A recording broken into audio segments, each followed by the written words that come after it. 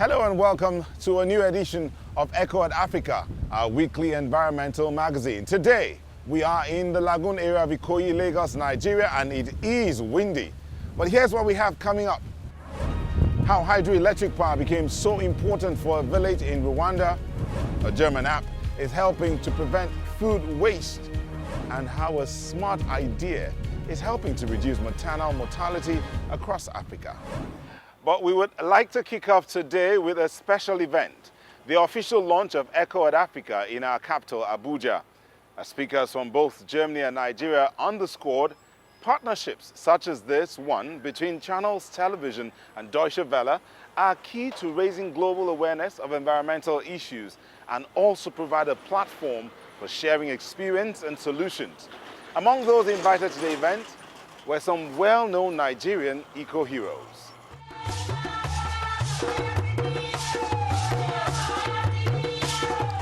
There were good reasons to celebrate in Abuja at the official launch ceremony of the program Echo at Africa. It's the first collaboration of its kind between a German and a Nigerian channel. CEO of Channels TV, John Momo, was delighted. And also make awareness possible. So we're really excited today that we are expanding our coverage footprint to the subject of the environment, which, as we all know, is under threat. The CEO of Deutsche Welle, Peter Limburg, highlighted the role of media in battling environmental problems. First of all, I think we have to open minds for people, to bring them the idea that environment is nothing which you can just ignore. It's vital for every one of us. And I think we as media can open minds. We can help. This is our contribution. This show won't merely provide information. Its aim is to present new points of view and spark debate.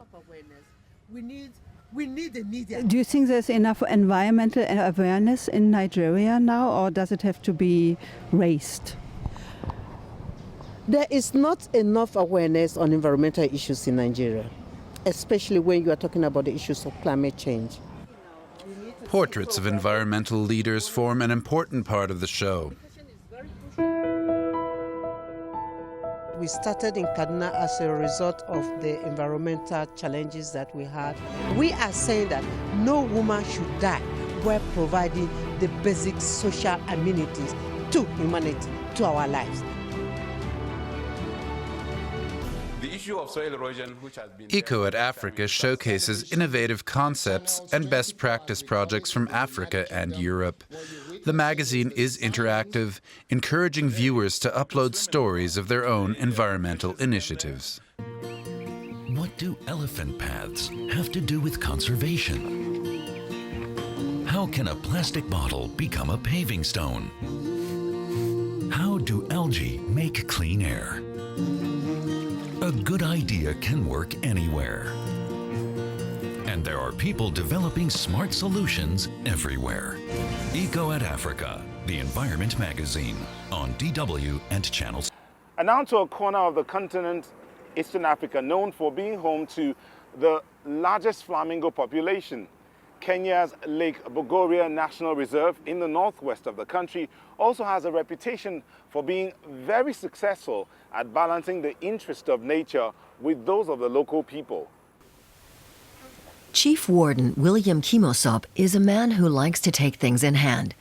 But here, he can only watch helplessly.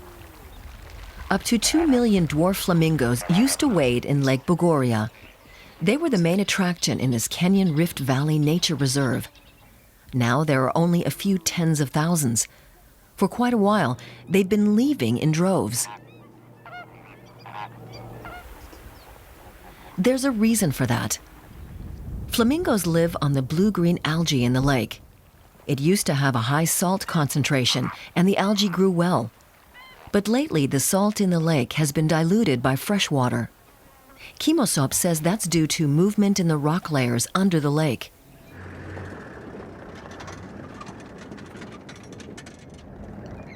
In 2011, it was declared a UNESCO World Heritage Site. The lake seems to have fallen out of time with little human intervention. Lake Bogoria is considered a well-managed nature reserve. But William Kimosop has no influence over the disappearance of the flamingos. Our management response to that is our continuous monitoring by the scientists. They do the water sampling in different areas to check on all the factors, including the algae level, the pH. Nature is sometimes it is the best way to do is just to understand it. But in many ways, you cannot change much. We are very much dependent on its own cycles. There are no fences. The people in the surrounding area and their animals have free access to the reserve. It's under local administration, and that's how the people see it, as their nature reserve. Heavy rainfalls and flooding are frequent. Local people are allowed to build temporary shelters in the nature reserve. But that can also lead to difficulties. This woman has just told Kimosop that her goats were attacked by a baboon. They could have killed the baboon, yes. But then all of a sudden they also remember that they are living, the water displaced them and they are living in that same area. In a situation like this, we all depend on each other. And that is actually the essence of our management approach. The reserve's hot springs are a major attraction. John Bereke teaches a school class about why they bubble here. Bereke is one of about 50 people from the surrounding villages who work in the nature reserve. That's why we are out in The boys here have learned something and had fun boiling eggs a la Bogoria. There's no man who made the water to boil, so it's a natural process and everybody is excited to be here. The young people here are the next generation protectors or conservationists, and we couldn't get it better than giving them information here. There's been a drought for months. The farmers' pastures are dried out. They're allowed to take their cattle into the nature reserve.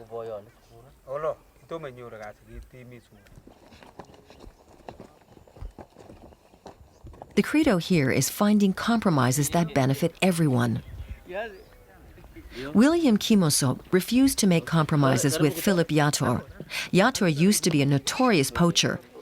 Now he's a good farmer and member of a community group. When I was just poaching the kutus, Kimosop come and tell me that you have just to do bad. Now, can you just leave these things because it is just a few in our lake? Now, I just left the kutus.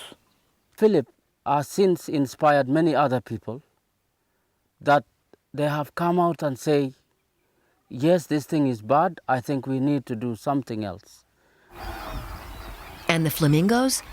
For them, the past few months' drought has had its good side. William Kimosop says the salt content of the lake is rising again and the algae are multiplying. So there's hope flamingos will once again flock in their millions to Lake Bogoria.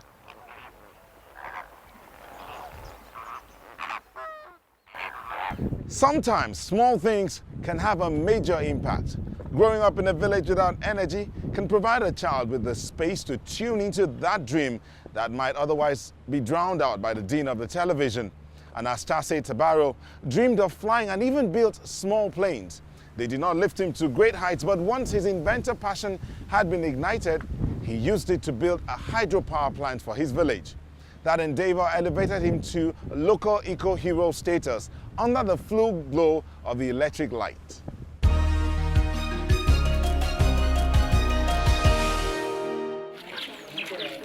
For people in the village of Nasho, 60-year-old Anastasi Tabaro is a hero. He brought electricity to the small hamlet 3 months ago when he supervised the building of a small hydroelectric power facility. Now Tabaro has come back to Nasho to check that everything is working properly. The 60-year-old constructed the plant with men from the village. Here, at the water's source, is where it all began. At the start, my wife thought I was crazy. The neighbors all told her, divorce that guy. Your husband has lost his mind. But then they saw that I could earn money from hydroelectric power. Our neighbors suddenly came to me and they wanted to buy electricity. The most amazing thing about the story is that Tabaro taught himself how to build a generator to convert the water power into electricity. The self-taught engineer spent years learning about the technology so he could give his 9 children electric light in their home village.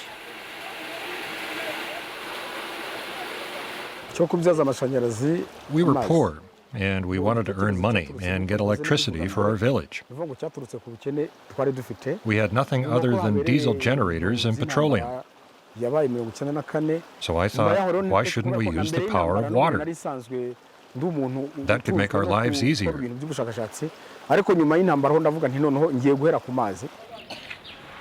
200 households in Nasho now enjoy electricity.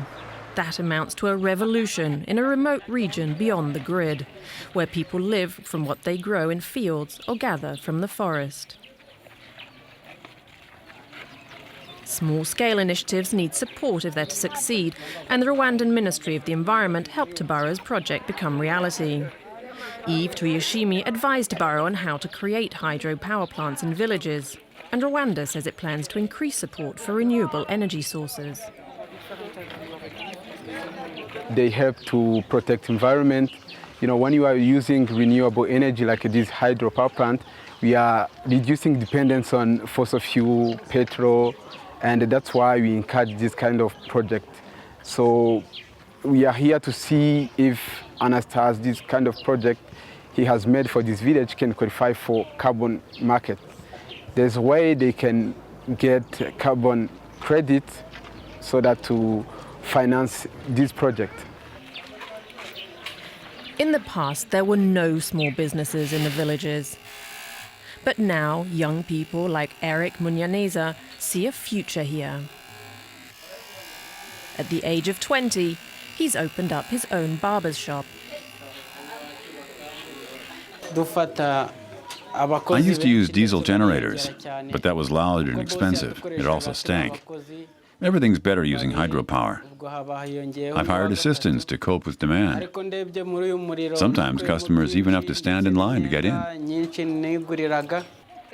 Anastasa Tabaro's idea has made him famous in Rwanda. Today, he's returning to his home village, around 300 kilometers away.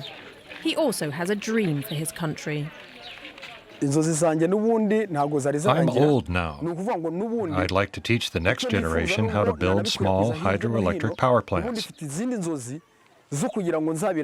I'd like them to continue my work and use all the water power that Rwanda has at its disposal. Before Anastasa Tabaro sets off back home, he takes one last look and one last picture of the power plant. That way he can show other villages how easily the facility works. So, here we are in a restaurant on Ahmadu Bello Way in Lagos. But we're not talking Lagos or the food and the restaurant. We're talking Germany, where retailers are not allowed to sell goods that have passed the expiration date on the produce they stock, regardless of the fact that much of it is still good and could keep for days and sometimes even longer and for weeks. Now, the upshot is the huge amounts of unnecessary food waste. There are various efforts that are in the works to solve this problem, and one of them comes in the form of an app. Let's take a look at it.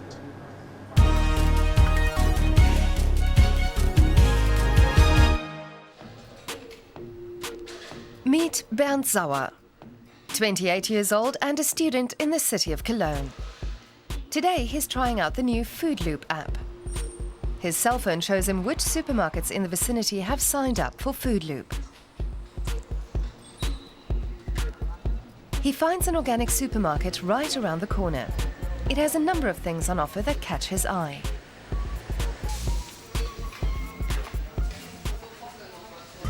The products listed on Foodloop are approaching their sell-by date. Many of the foods can still be eaten even weeks after the date, but retailers aren't allowed to sell them anymore. First, Bernd spies a jar of sun-dried tomatoes. When he scans the barcode, the app shows him the price and the ingredients. it has 25% off. He's also seen a dairy product that's on special offer. Products nearing its sell-by date are marked in the morning with a label. The director of the supermarket, Lutz Grösel, hates being forced to throw away food. The best before date doesn't mean the food is no longer edible, and yet the foods are just thrown away. We as retailers are forced to adhere to legal requirements where sometimes you think this is crazy, like a best before date on a bag of sugar. Ein Mindesthaltbarkeitsdatum bei einer Tüte Zucker? Foodloop founder Christoph Müller-Deschent got the idea for the app while studying in the US. I was working at Starbucks, and each night we had to dump products that were fresh. It came to over €1,000 a month. So I started taking the products and selling them to local stores. Today he employs 9 people. By next year, he plans to have covered his outlay costs. It's all possible thanks to sponsorship money and awards from 5 different continents. Right now, he's looking to expand his customer base. Plus Fresca is a Spanish supermarket chain. We're working with them through an EU sponsorship program to get Foodloop working in all 70 of their stores. And what do the potential customers think of it all? Yeah, I find that helpful, and it saves money too. I used to throw food away, but now I'm careful to only buy as much as I can eat. No. I'm very picky when it comes to the best before date. If it's even one day over, I wouldn't eat it. Bernd Sauer has now made it to the checkout. Thanks to the Foodloop discount, he saved €2 on an overall bill of just under €9. So could he imagine using an app like this in the future? Yes, it's a good way of saving money and helping to ensure things don't get thrown away. But he'll have to wait a while. The app is still only a pilot project in Germany. The major supermarket chains have yet to sign up. So we're still talking food. But have you ever wondered about the distance it takes or it travels to get to your table? It's a surreal thought, but a lot of produce travels hundreds and thousands of kilometers before it ultimately gets to the consumer. That said, buying locally is not always an option. So what should anyone keen to minimize their environmental impact by reducing the journey time be aware of when going shopping? Every day, more than 140 tons of food arrive by air in Germany alone. Typical for an industrial nation where consumers can rely on a huge selection of products. The goods have often traveled halfway around the world before ending up on supermarket shelves. Mainly fresh, perishable produce is transported by air. Other goods are sent by ship. Fish is flown in from Africa and Iceland. Vegetables like asparagus come from Peru and green beans from Kenya. Exotic fruit like papayas, guavas, and mangoes come from Africa, Southern Asia, and the Caribbean. But how harmful to the climate is transporting food by air? Importing food from abroad causes on average 11 times as much carbon dioxide as using locally grown produce. Transporting goods by air generates the highest emissions. For example, flying 1 kilogram of asparagus to Germany from Chile causes 50 times the level of CO2 emissions as transporting the same quantity from Spain by truck. If the asparagus travels no more than 100 kilometers, then emission levels drop to just 17% of those caused by shipping them from Spain by road. Cycling to a local field to harvest your own asparagus is the most environmentally friendly option, as this causes 0 CO2 emissions. And what about eating produce when it's not in season? The locally grown apples we buy in spring have spent the entire winter in cold storage at temperatures of 1 to 3 degrees Celsius and at controlled humidity levels. That costs energy. So in fact, apples from New Zealand can be a lot more environmentally friendly than local ones at certain times of the year. especially if they're shipped to Europe by sea, because this causes up to 200 times less CO2 emissions than if they were flown in. But the best thing is to buy regional produce and eat fruit and vegetables only when they're in season. It's a logical idea that pregnant women should get access to emergency care as soon as it is needed. But the lack of adequate power supply makes the meeting of that need almost impossible. Well, a team of a husband and wife are working tirelessly across Africa to change that.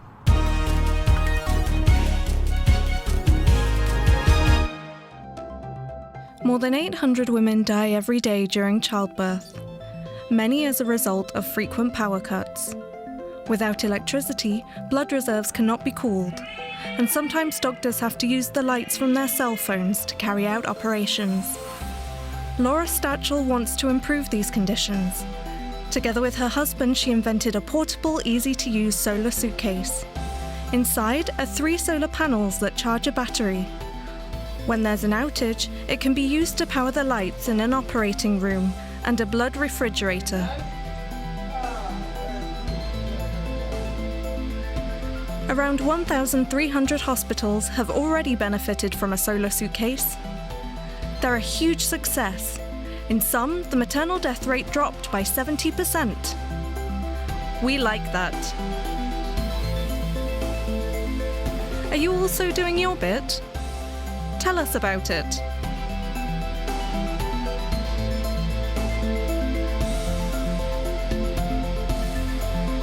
We'll share your story.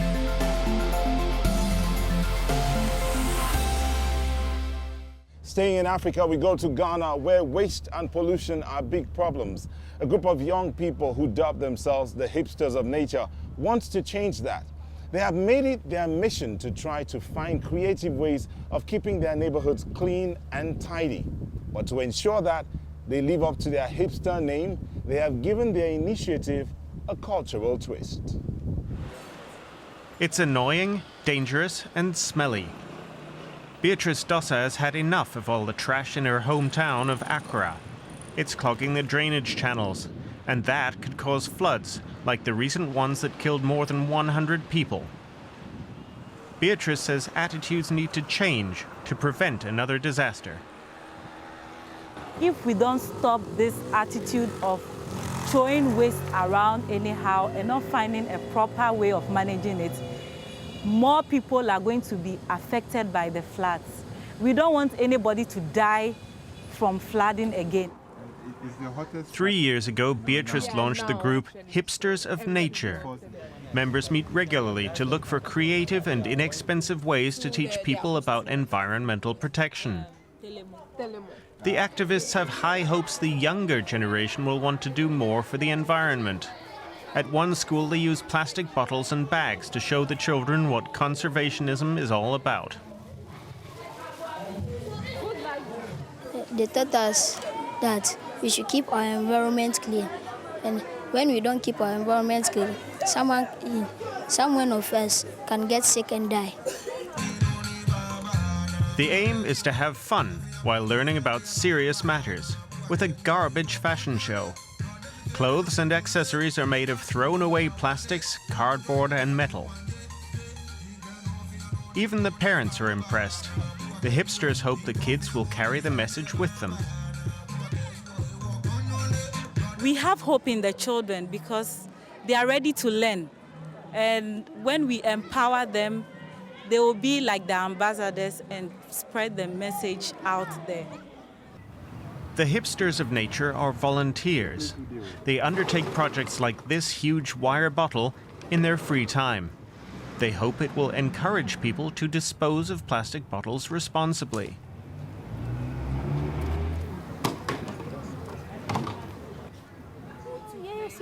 The group depends on supporters like Helen List. The Australian operates a beach hotel in Accra. Every day, her team of cleaners pick up garbage on the beach. The drainage channels in Accra flow directly into the ocean, where the tide pushes back plastic bottles to the shores. Makes it difficult for my guests to come here and swim. It's not a great view anymore from the restaurant or any of the facilities in the hotel, so it does impact on my business quite negatively, I think. Recently, the activists celebrated World Environment Day with school children at her hotel. Now they plan to team up to win over the authorities for their fight against the growing tide of waste. Well, on those efforts to keep the environment clean, we want to say thank you so much. And that's how we wrap up this edition of the show. As always, we hope you enjoyed yourself.